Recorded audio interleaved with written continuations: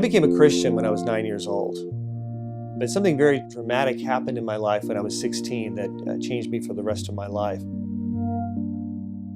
I was in a major auto accident, driving to school in my little Opel GT, and a motorcycle was passing cars and hit me head on. Went straight through my windshield. Not only smashed through my windshield, but also smashed my skull. It was a very gruesome accident. This entire left side of my face has been completely reconstructed with hip bone grafting, hard silicone, the whole 9 yards.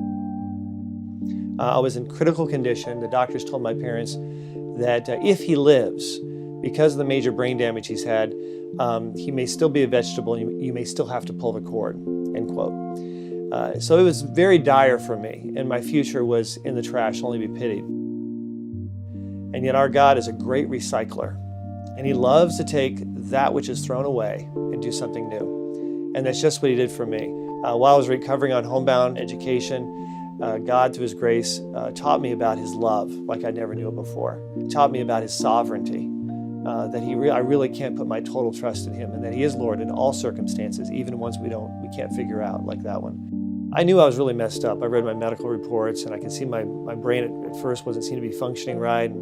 God hit me like a brick in the face with this basic truth, which is, Brad, I have healed you and restored you exactly where you need to be for my glory and for my pleasure.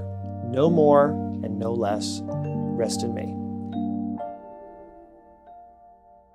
So that was a foundation that God would use later in life.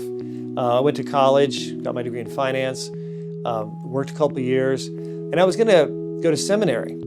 And as it turns out, I thought, well, I need to pray about this. And the more I did, the stronger and stronger my desire was to go to law school. It really made no sense to me. I mean, I had a stronger desire than I could rationally explain. I think that's what's called a calling for me anyway. So I went ahead and decided to go ahead and move forward. And I went to law school at the University of Texas School of Law. At the time, I thought maybe God was calling me to be a district attorney and clean up the streets and something like that.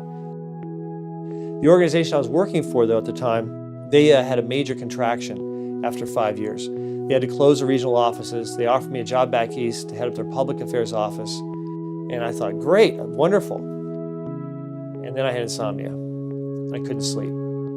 I didn't want to pray about it because I was too afraid that I was going to be convicted to do something I didn't want to do, which is start something on my own, which I didn't. That's too fearful. I'm too afraid of that. I'm not, I'm not that kind of person. I don't like to take risks at all.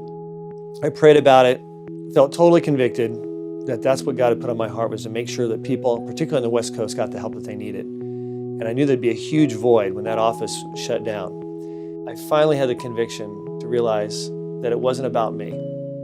It's realizing, because the job was too big for me, it was recognizing that it's about God and putting my faith in him.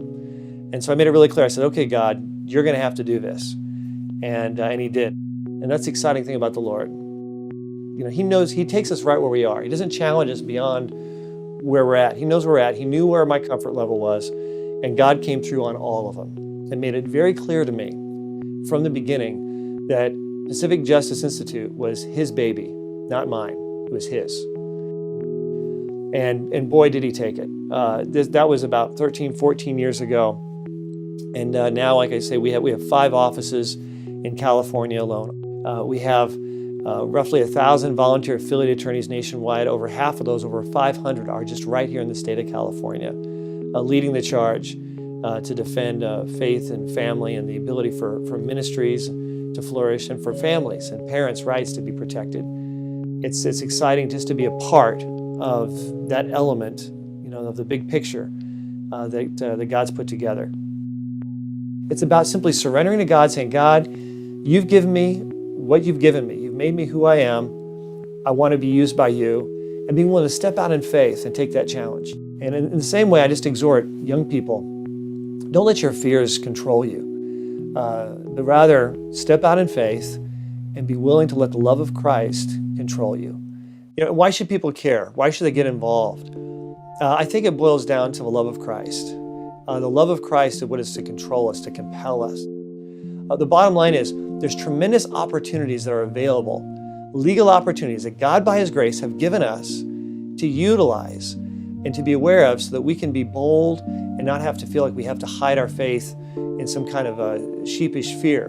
but rather it's a bold courage and love to be able to share that faith and live our faith in ways that perhaps we never would have even dreamed or imagined. So really, when we see these kinds of issues, the question isn't whether these issues are too big for God to deal with.